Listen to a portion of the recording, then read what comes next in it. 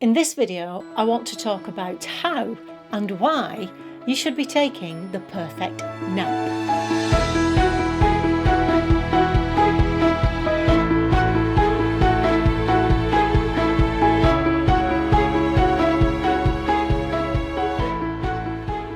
Hi, my name's Christine L. Conroy. Welcome to Happy Stuff and Fluff, a channel for women over 50 who are getting happy and growing younger.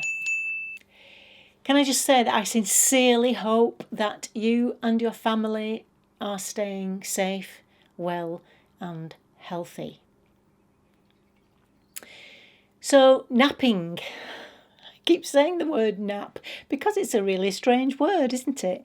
It comes from an old English term, H-N-A-P-P-I-A-N. Not sure how you pronounce that, but it means doze, slumber or sleep. So an old English word, it's been around a long time. This idea of napping. Why should you take a nap? Because it's scientifically proven to increase your performance and your health and happiness.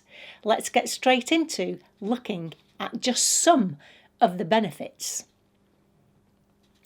Taking a nap increases your alertness, speeds up your motor performance, improves your accuracy, boosts creativity, helps you make better decisions, improves your perception.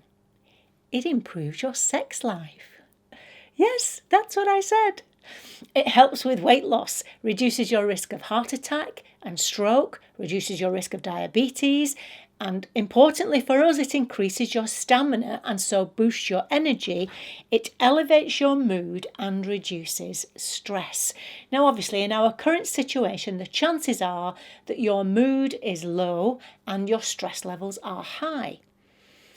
Napping will help to reduce that or reverse it, so that you feel better, your mood is elevated and your stress levels are lowered. Okay, so I can hear some of you thinking, napping. I don't like the idea of napping. Why not napping? Because, as I used to believe, napping is for old people and babies. Well, it's not true. Just listen to some of the people who have benefited and swear by napping.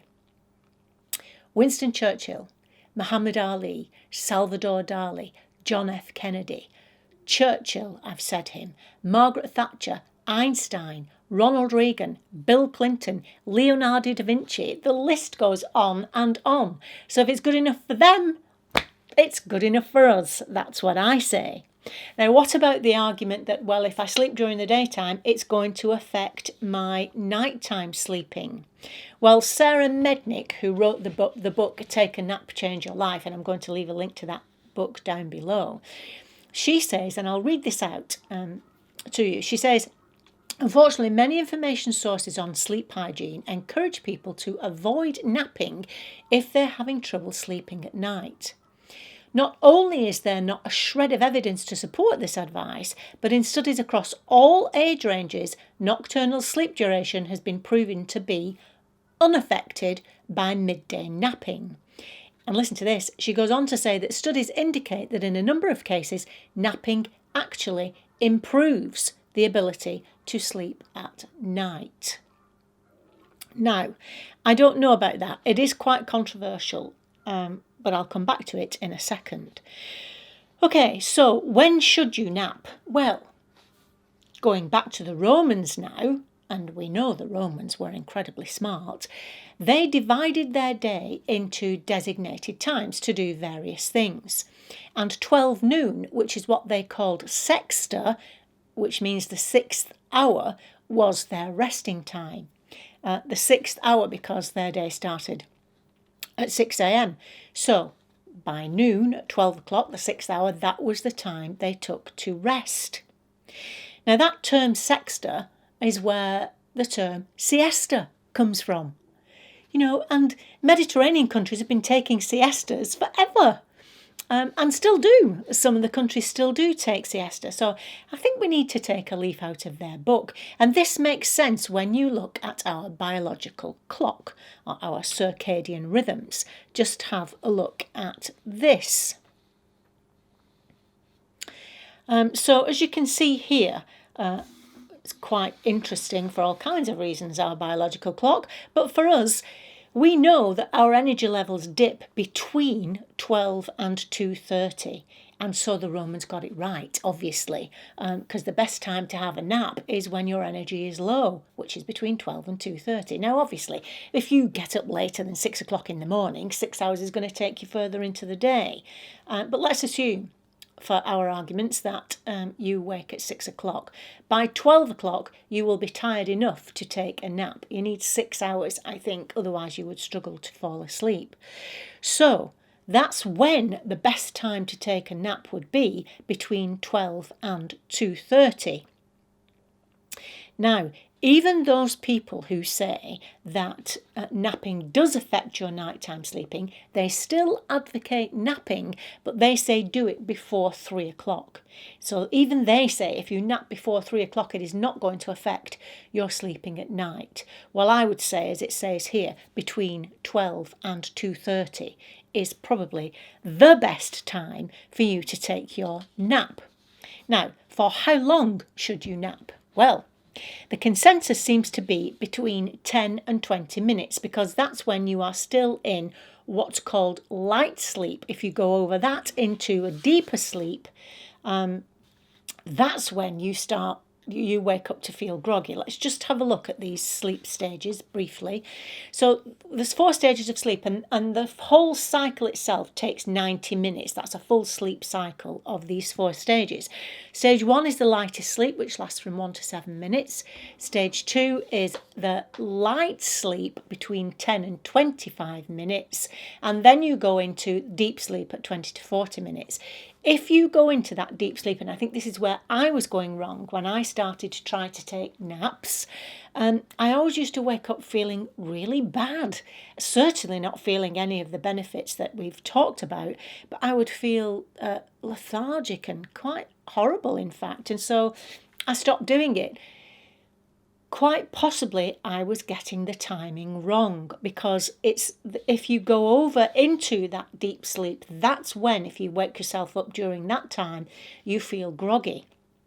So you need to sleep between 10 and 20 minutes, say, before you get into that deep sleep. Now, if you think, well, 20 minutes, you want to sleep longer than that, if you have 90 minutes, who has 90 minutes to spare to sleep during the day, actually at the moment you may well have.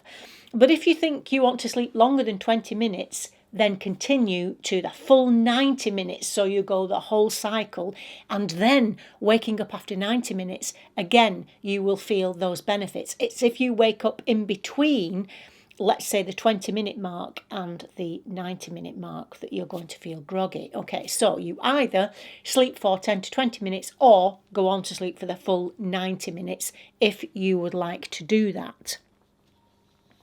Okay, so that's how long if you want to get those benefits. Now then, let's just have a look at how you should nap. Now, Winston Churchill said, take all your clothes off and go to bed. Now, there's absolutely no chance, no way that I could go to bed during the daytime, unless, of course, I was ill. You may be okay with it, and that's fine. Then, Winston Churchill went on. Obviously, he would take all his clothes off, go to bed, have his nap, get up, and continue to run the country and fight the war. So, again, if Winston Churchill says that, then I suggest you try to do that. It's not for me. And if it's not for you going to bed during the day, then I suggest you find a darkened room, one without any screens. We've talked about sleeping at night time, how to get a better sleep at night before. I'll leave a link to that here.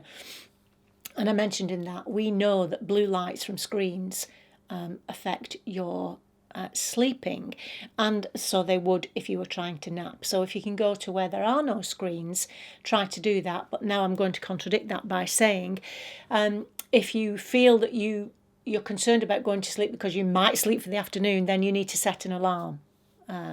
So set your phone, but put it somewhere out of the way behind you where you're not affected by the blue light, and set a timer for, let's say, 20 minutes. So that you don't go to sleep feeling anxious about that. You can relax knowing that you're going to be woken up. An extra tip for you: before you take your nap, have a cup of coffee, because the effects of caffeine kick in at about 15 to 20 minutes after you've drunk the coffee, which times perfectly for you waking up for your nap. So not only will you have been given, an energy boost from the nap, but the caffeine's going to kick in too in that time, and boy, will you be ready to go. So you're going to wake up then refreshed, in a better mood, feeling more confident, feeling happier and fitter, and more able to deal with whatever the rest of the day has in store for you. And then when you go to bed at night time, still achieve a restful night's sleep. Do you take naps already? If you do, tell me in the comments below, and tell me about what time and what difference it makes to you and your life. I'd love to hear about it.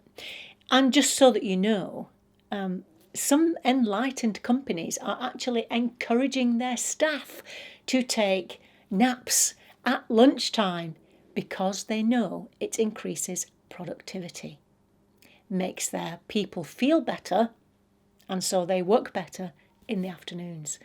It's a win-win situation if you can do it. Okay, I'll leave that one with you. Please stay safe and well. I'll see you next time, and until then, remember that on the Happy Stuff and Fluff, we're getting happy and growing younger. I'll see you next time. Bye-bye.